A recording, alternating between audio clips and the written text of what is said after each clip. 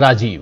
दोस्तों, संसद से सड़क तक और मुंबई से दिल्ली तक आज बीजेपी के खिलाफ जबरदस्त हंगामा होता रहा। इस हंगामे में मोदी और बीजेपी की सत्ता के लिए मुसीबत काफी बढ़ गई है। आपको बता दूं कि आज एक तरफ संसद में कर्नाटक में मुस्लिमों के आरक्षण के मुद्दे पर बीजेपी ने कांग्रेस को घेरना चाहा, लेकिन मल्लिकार्जुन खड़गे ने राज्यसभा में, आप जानते हैं कि मल्लिकार्जुन खड़गे राज्यसभा में लीडर ऑफ अपोजिशन हैं, एलओपी हैं, और उन्होंने राज्यसभा में बीजेपी की क्लास ले ली। वहीं जंतर मंतर पर छात्र संगठनों के आंदोलन में राहुल गांधी साथ देने के लिए पहुंच गए और उन्होंने वहां से बीजेपी और आरएसएस दोनों को ललकारा।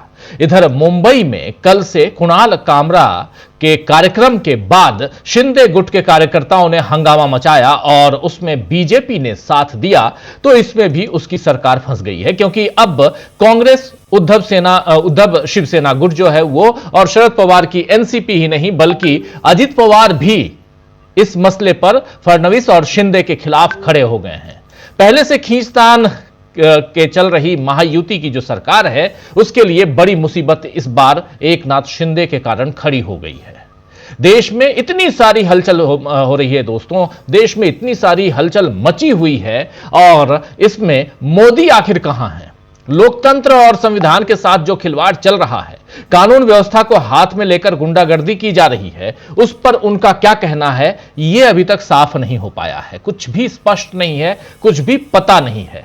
मोदी केवल इस जुगाड़ में लगे हुए हैं या लगे हैं कि कैसे बीजेपी और देश को अपनी मनमानी से चलाएं।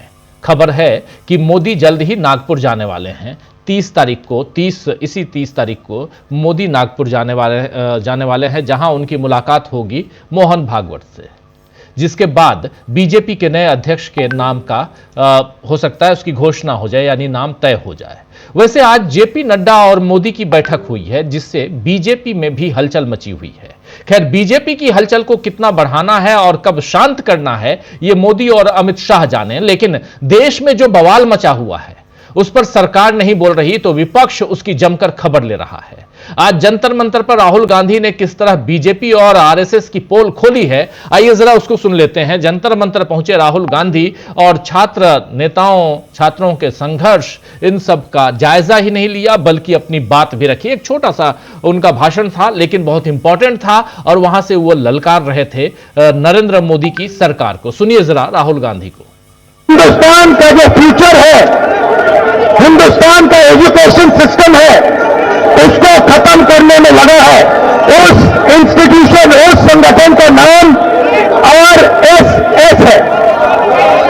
भाइयों बहनों, सच्चाई है कि अगर हमारा शिक्षा का सिस्टम उनके हाथों में चला गया, जो आस्ते आस्ते जा रहा है, तो ये देश बर्बाद हो जाएगा।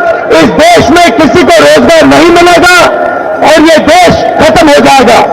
तो मुझे बहुत खुशी है कि सारे के सारे स्टूडेंट्स ऑर्गेनाइजेशन आज यहां आए हैं, क्योंकि आपकी जिम्मेदारी बनती है कि देश के स्टूडेंट्स को बताया जाए कि आज हिंदुस्तान की यूनिवर्सिटीज के सारे वाइस चांसलर आरएसएस नॉमिनेटेड है, और आने वाले समय में स्टेट यूनिवर्सिटीज के वाइस चांसलर आरएसएस के नॉमिनेशन से बनेंगे।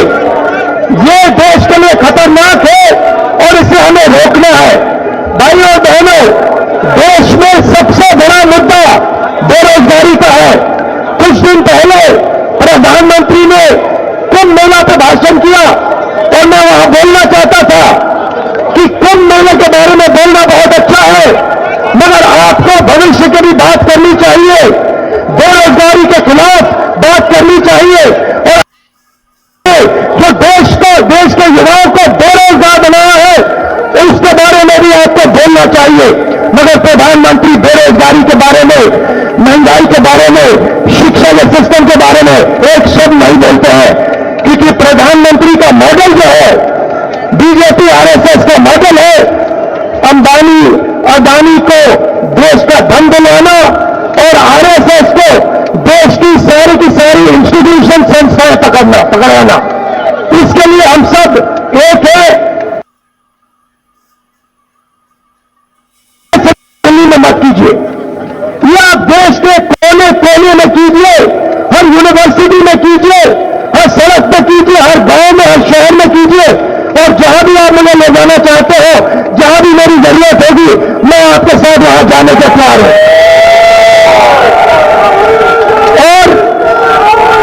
और आप सब स्टूडेंट्स हो, इंडिया गठबंधन के स्टूडेंट्स हो, यहां अलग अलग पार्टियां हैं, थोड़ी थोड़ी हमारी विचारधारा में थोड़ी थोड़ी फर्क हो सकती है, पॉलिसीज पर थोड़ी फर्क हो सकती है।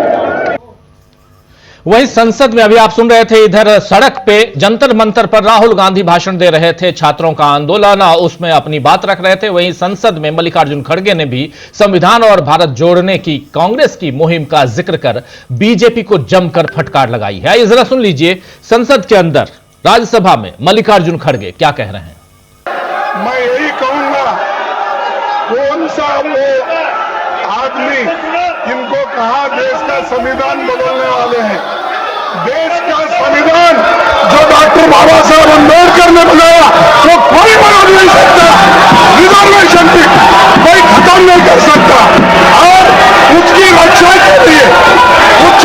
के लिए हम कन्याकुमारी से कश्मीर तक हमने पूरा भारत जोड़ो यात्रा की। ये भारत तोड़ो करने वाले दिन है, ये सब रिजर्वेशन को दूसरे उठाने वाले। हमने ये कहा कि भारत देश का संविधान को बचाने वाले हम लोग हैं। तो सुन रहे थे आप, यहां हो हंगामा, बिल्कुल शोरगुल, और उसके बीच अपनी बात रख रहे थे मल्लिकार्जुन खड़गे। इधर महाराष्ट्र में कुणाल कामरा, नाम सुना होगा दोस्तों आप लोगों ने, कुणाल कामरा पर जो बवाल शिवसेना शिंदे गुट के नेताओं ने खड़ा किया है, उस पर आदित्य ठाकरे ने जरूरी सवाल उठा दिया और एकनाथ शिंदे से लेकर देवेंद्र फडणवीस पर सब पर हमला किया है। मामला दोस्तों और खासकर काफी गर्म है उधर महाराष्ट्र में और मुंबई में उसमें भी। और इधर इसी मसले पे उद्धव ठाकरे, इधर अभी आप आदित्य ठाकरे को सुन रहे थे, उद्धव ठाकरे ने भी अपनी बात रखी। उन्होंने भी सीधा हमला बोला है एकनाथ शिंदे पे, क्या कुछ कहा है और कुणाल कामरा का उन्होंने समर्थन किया है, सुनिए। पूर्व मुख्यमंत्री महाराष्ट्र के आप जानते हैं उद्धव ठाकरे, उन्हीं के बेटे आदित्य ठाकरे, ये भी इस वक्त विधायक हैं, लेकिन सुनिए क्या कह रहे हैं। विवाद में बीजेपी के लिए एक बड़ी परेशानी यह भी है कि अजित पवार ने एक बार फिर उसके स्टैंड से अलग अपनी बात की है, अपनी बात रखी है। अजित पवार ने इस तरह कानून हाथ में लेने को गलत बताया है। आपको याद होगा कि कुछ दिन पहले मुसलमानों के साथ किए जा रहे भेदभाव और अनर्गल टिप्पणियों का भी अजित पवार ने विरोध किया था और अब इस मसले का भी कर रहे हैं। महाराष्ट्र में जूनियर पवार यानी अजित पवार बार बार संकेत दे रहे हैं कि वो एनडीए में खुश नहीं है या एनडीए के साथ रहकर अच्छा नहीं हो रहा है उनके लिए। और कल की घटना ने जाहिर कर दिया है कि शिंदे अब भी सीएम की कुर्सी न मिलने पर अपनी नाराजगी तरह तरह से जाहिर कर रहे हैं। उधर बिहार में भी कांग्रेस ने नौकरी देने को लेकर जो मोर्चा खोला है, उसमें नीतीश कुमार असहज हो रहे हैं और तेजस्वी यादव ने तो पहले ही उनकी मजबूत घेराबंदी कर रखी है। तो मुंबई से दिल्ली तक और संसद से सड़क तक चल रहे हंगामे में क्या मोदी अपनी मनमर्जी से देश चला? चर्चा में हमारे साथ कुछ वरिष्ठ साथी जुड़े हुए हैं, जरा उन सबको स्क्रीन पर ले आइए, आगे बढ़ेंगे। कुणाल कामरा का मसला आखिर क्यों इंपॉर्टेंट है, उस पर भी चर्चा करेंगे। राहुल गांधी की बात हम करेंगे जरूर, क्योंकि राहुल गांधी आज जंतर मंतर पर छात्रों के बीच पहुंचकर जो संदेश देना चाहते थे, जो मैसेज देना चाहते थे, जो पैगाम देना चाहते थे, वो कितनी दूर तक वो मैसेज, उनका पैगाम पहुंचा है, वो भी समझेंगे। और समझेंगे कि उधर संसद के अंदर क्या चल रहा था। हमारे साथ 4 वरिष्ठ साथी जुड़े हुए हैं। अमलेंदु उपाध्याय जी हैं, डॉक्टर राकेश पाठक जी हैं, शकील अख्तर जी हैं, डॉक्टर प्रकाश हिंदुस्तानी जी हैं। आप चारों का स्वागत है, इस्तकबाल है। स्वागत इस्तकबाल आप तमाम दोस्त साथी शुभचिंतक, आप स्वागत इस्तकबाल आप तमाम दोस्त साथी शुभचिंतक आप सबका, जो अब तक जुड़ चुके हैं उनका भी, जो जुड़ने वाले हैं उनका भी। आगे बढ़ें, शकील जी आपके पास आऊंगा। और संसद के अंदर जो कुछ चल रहा था, कर्नाटक में 4% आरक्षण की बात क्या कही कांग्रेस पार्टी ने, वो वादा था कांग्रेस का, उसको निभाया, पूरा किया। यहां आग लग गई बीजेपी के अंदर, उस पर बवाल मचा दिया, उस पर भी चर्चा करेंगे। लेकिन कुणाल कामरा, जिक्र बहुत हो रहा है, कुणाल कामरा ने आखिर कहा क्या है जो हम दिखा रहे हैं। आप लोगों ने नहीं देखा हो तो जरा उसकी एक बानगी, एक छोटा सा नमूना कुणाल कामरा और उस पर क्यों एकनाथ शिंदे परेशान हो गए, उनके समर्थक परेशान हो गए, तोड़फोड़ कर डाली, एफआईआर दर्ज करवा दिया। जरा सुन लीजिए कुणाल कामरा को।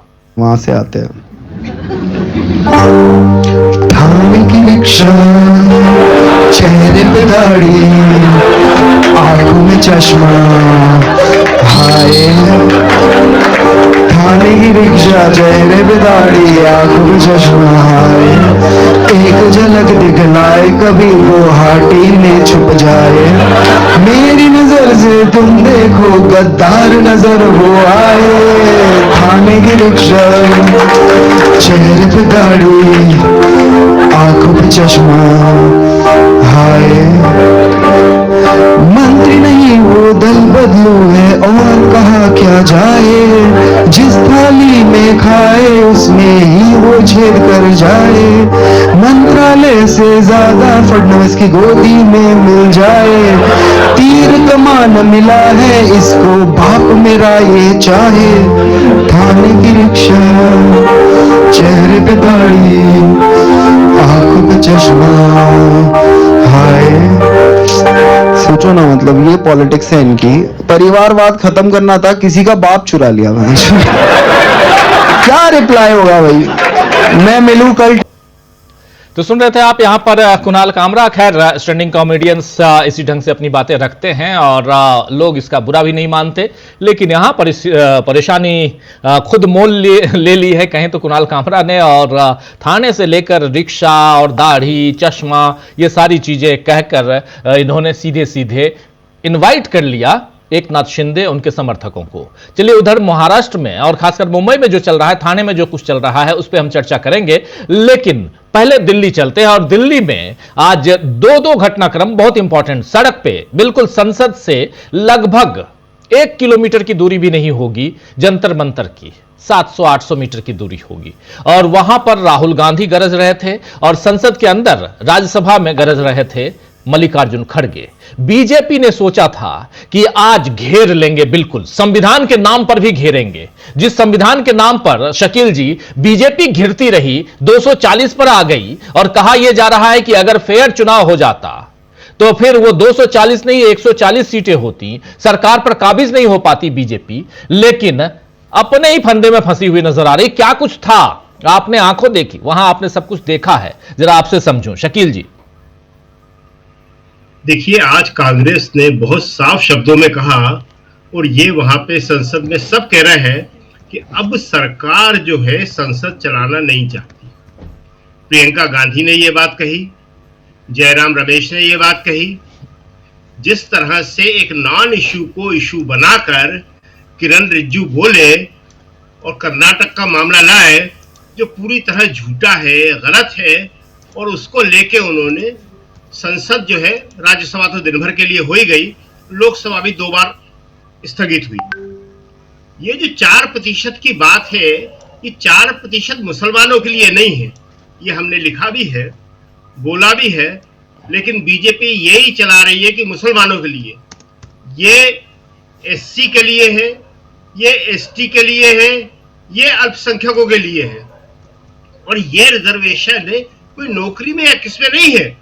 ये चीज दिग्विजय सिंह मध्य प्रदेश में भी लाए थे अपने दलित एजेंडे के तहत, कि जो सरकारी ठेके हैं उनमें जो कमजोर वर्ग के लोग हैं उन्हें काम नहीं मिल पाता है, इसलिए उन्हें कुछ थोड़ा सा एक एडवांटेज दिया जाए, और वही काम कर्नाटक सरकार ने किया है, और वो भी है, उसकी लिमिट है कि 1 करोड़ 2 करोड़ तक के, 1 करोड़ था शायद, उसको 2 करोड़ बढ़ा के किया है, इतने तक ही, बड़े ठेकों में कहीं नहीं है ये। इसमें जो है इन जो कमजोर वर्ग माना जाता है इन्हें रिजर्वेशन दे दिए जाए। इनको 4% जो है, अगर आप 100 रुपए के ठेके देते हो 1 करोड़ तक के, तो 4 रुपए के ठेके इनको भी दे दो। लेकिन नड्डा ने पूरी तरह गलत बोला कि कांग्रेस ने संविधान बदलने की बात कही। कांग्रेस के जो कर्नाटक के डिप्टी सीएम हैं शिव कुमार, उन्होंने इसका खंडन किया। उन्होंने बड़े स्पष्ट शब्दों में कहा कि मैं कोर्ट में जाऊंगा। नड्डा बहुत सीनियर आदमी है, उनको इस तरह की गलत बयानी नहीं करना चाहिए थी। और फिर खड़गे जी ने बहुत जबरदस्त हमला किया राज्यसभा में, और उसके बाद उन्होंने संसद जो है दिन भर के लिए स्थगित कर दी। खड़गे जी ने बहुत साफ शब्दों में कहा कि संविधान की बात हम नहीं करते बदलने की, ये आप लोग करते हो ये बात, हम तो संविधान के रक्षक हैं। और देखिए संविधान का मुद्दा जो है राहुल ने देश के केंद्र में ला दिया। अब हर जगह से जो भी बात आएगी वो संविधान पे होगी, और संविधान पे जितनी चर्चा होगी उतना मोदी जी के लिए नुकसान होगा। राहुल ने आज बहुत अच्छी बात कही, युवा स्टूडेंट बहुत प्रभावित हुए, क्योंकि उन्होंने साफ शब्दों में कहा कि मूल मुद्दा जो है वो बेरोजगारी का है। मैं लोकसभा में भी इस पे बोलना चाहता था, कुंभ के ऊपर भी, वो सही बात थी कि आप बोल रहे हो प्रधानमंत्री जी, ठीक बात है, मैं भी समर्थन करता हूं आपका, कुंभ बड़ा अच्छा हुआ, आस्था का विषय वगैरह वगैरह, लेकिन जो इतना युवा आ रहा है उसके रोजगार पे तो आप बात कर लो। और देखिए आज हमने दिल में लिखा है इसके ऊपर, फिर बता दें, शायद हमारे दर्शकों को नहीं मालूम होगा, आज अचानक केंद्र सरकार ने जो है एक अधिसूचना जारी करके, अधिसूचना पुरानी है, आज सामने आई, वो 3 दिन पुरानी है, वो सांसदों के वेतन भत्ते बढ़ा दिए। कोई मांग नहीं थी इसकी, कहीं से कोई आवाज नहीं थी। 1 लाख रुपए सांसद को वेतन मिलता था, उसको 1,24,000 कर दिया। और कब से किया? 1 अप्रैल 2023 से। 2 साल का एरियर भी मिलेगा। जो 2,000 रुपए पर डे कॉन्स्टेंसी का अलाउंस मिलता था उसको कितना कर दिया? वो 2,500 रुपए कर दिया। ऑफिस के खर्चे बढ़ा दिए, स्टेशनरी के खर्चे बढ़ा दिए, कॉन्स्टेंसी अलाउंस बढ़ा दिया। ये हाँ जी हाँ, ये देखिए पूरा का पूरा इसमें है, ये सारा इसमें लिखा हुआ है कि क्या क्या बढ़ाया। अगर इसको बड़ा करके बता सके तो बता दीजिएगा। तो इसमें सारा का सारा है कि ये जो है बढ़ा दिए उन्होंने। 85 करोड़ लोग 5 किलो अनाज पे रह रहे हैं। देश के कर्मचारियों की जो तनख्वाह है, जो आय है, वो रुकी हुई है, उसको कहते हैं स्थिर है, वो बढ़ नहीं रही है। बेरोजगारी का आलम है, छोटा व्यापारी परेशान है। और इसका आधार क्या बताया सरकार ने, मोदी सरकार ने? महंगाई बढ़ रही है। महंगाई किसके लिए बढ़ रही है? केवल सांसदों के लिए। महंगाई गरीब के लिए नहीं बढ़ रही जो 5 किलो अनाज पे रह रहा है, उसके पास एक पैसा नहीं है, सिर्फ 5 किलो अनाज आप देते हो और कहते हो काम चला लो 5 किलो अनाज से। केंद्र के कर्मचारी, राज्य के कर्मचारी, इनकी हालत खराब है। प्राइवेट सेक्टर में जो काम कर रहे हैं उनकी हालत और ज्यादा खराब है। 12,000, 13,000, 15,000 रुपए में लड़के लड़कियां अपनी जवानी बर्बाद कर रहे हैं। उनको मल्टीपर्पज वर्कर कहते हैं, सारे काम उनसे कराए जाते हैं और वो नौकरी सरकार नहीं करी, वो ठेकेदार दे रहा है। ऐसे आलम में सरकार ने सांसदों के वेतन भत्ते, कॉन्स्टेंसी अलाउंस, स्टेशनरी के खर्चे से सब लिखा हुआ है पूरा। इसको एक बार और आप दिखा देंगे, सब लोग पढ़ लेंगे। ये बढ़ा दिए उन्होंने। तो आज जो है कांग्रेस ने बड़ा जबरदस्त हमला किया और यह बात स्पष्ट होना बहुत जरूरी है कि कर्नाटक में जो है वो मुसलमानों के लिए नहीं है, वो दलित के लिए, आदिवासी के लिए, अल्पसंख्यक के लिए, सबके लिए, और ओनली 4% और 1 करोड़ और 2 करोड़ तक के ठेके में है वो, इससे ऊपर वाले में नहीं है। और ये चीज आज लागू नहीं हुई है, ये कई राज्यों ने करी है। और हमने बताया दिग्विजय सिंह ने आज से 20 साल पहले, 22 साल पहले इसको मध्य प्रदेश में लागू किया था इसको उन्होंने। और इसकी मांग हमेशा दलित, आदिवासी, पिछड़ों की तरफ से उठती रही है कि हमें जो है काम धंधे में कुछ थोड़ा सा समर्थन की जरूरत पड़ती है, जो लोग जमे हुए हैं वो हमें देते नहीं हैं। तो ये जो बड़ी इंपॉर्टेंट बात है। दूसरी एक छोटी सी बात हम महाराष्ट्र की जरूर कर दें, कुणाल कामरा के ऊपर। हिम्मत का काम है राजीव जी, और पूरी पॉलिटिकल बात है। उन्होंने कोई भी नॉन पॉलिटिकल बात नहीं की है कुणाल कामरा ने। और जो उद्धव ठाकरे कह रहे हैं कि गद्दार को गद्दार नहीं कहोगे तो क्या कहोगे, कुणाल कामरा ने यही कहा है। देखिए ये जो है एकनाथ शिंदे अपने आप को जितना बचाने की कोशिश कर ले, लेकिन महाराष्ट्र के लोगों के बीच और चुनाव जीत भी जाएंगे। महाराष्ट्र के चुनाव पे हमेशा सवाल उठते रहेंगे। तो ये जो है महाराष्ट्र की जनता जो है शिवसेना के लिए उद्धव ठाकरे को ही उत्तराधिकारी मानती है बाल ठाकरे का और शिवसेना पार्टी का। वो एकनाथ शिंदे कभी बन नहीं सकते, वो असली पार्टी कभी बन नहीं सकते, और उसने यही कहा है कि आप गद्दार हो। तो ये जो बात है, अब इसके ऊपर ये हंगामा करेंगे, दंगा करेंगे, ये करेंगे, ये सब करेंगे, लेकिन जो बात कुणाल कामरा को कहना थी वो बात चली गई है और बहुत दूर दूर तक पहुंच गई है। बीजेपी वाले खुद हंस रहे थे। क्या एकनाथ शिंदे समझते हैं कि बीजेपी वाले उन्हें दिल से पसंद करते हैं? बीजेपी वाले भी यही व्यंग करते हैं, वो भी यही कह रहे हैं। अजीत पवार की पार्टी वाले भी यही व्यंग कर रहे हैं, वो भी यही कर रहे हैं। एक बात है साहब, अब क्या कहें, हम तो बोल नहीं सकते शब्द को, मैं ठीक है चलिए जी। तो आज का दिन जो है, जी बिल्कुल सही बात है, ये जो आज है पूरे दिन ये सारी बातें होती रही हैं कि कुणाल कामरा तो आज संसद में छाया ही रहा। सब लोग उसकी चर्चा कर रहे थे और अपने अपने मोबाइल में एक दूसरे को ये वीडियो दिखा रहे थे और बोल रहे थे, और ये कांग्रेस के नहीं, सारी पार्टियों के सांसद जो हैं। तो ये जो है आज का दिन इस मामले में बड़ा इंपॉर्टेंट रहा कि राहुल ने आज संघ के ऊपर शिक्षा व्यवस्था पे बहुत सही सवाल उठाए कि सारे कुलपति विश्वविद्यालयों में संघ के हो गए हैं जी, और अगर इन्होंने शिक्षा खत्म कर दी, उन्होंने स्टूडेंट से कहा, छात्रों से कहा, छात्र संगठन के सारे थे उसमें, जितने भी छात्र संगठन हैं इसमें इंडिया गठबंधन से जुड़े हुए प्रगतिशील विचारधारा के छात्रों की पढ़ाई लिखाई के, इन्होंने जेएनयू खत्म किया, इन्होंने दूसरे सारे शिक्षण संस्थान खत्म किए। बीएचयू जिसकी ये बात करते हैं, बीएचयू में एक लड़की के साथ जितना बुरा हुआ, वो लोग कौन निकले, किस पार्टी के निकले? सारे के सारे। मध्य प्रदेश में तो एक कुलपति को इन्होंने हमला कर दिया था, उसके ऊपर उसको बंद कर दिया अभी कॉलेज के एक महिला टीचर को। तो ये सारा का सारा जो हो रहा है वो इसलिए हो रहा है कि पीछे से इनको संरक्षण है, और राहुल यही बात कहते हैं कि देखिए शिक्षा को खत्म कर दिया तो फिर उसके बाद कुछ नहीं होगा। जी राजीव जी। बिल्कुल बिल्कुल, राहुल गांधी का जिक्र कर रहे हैं।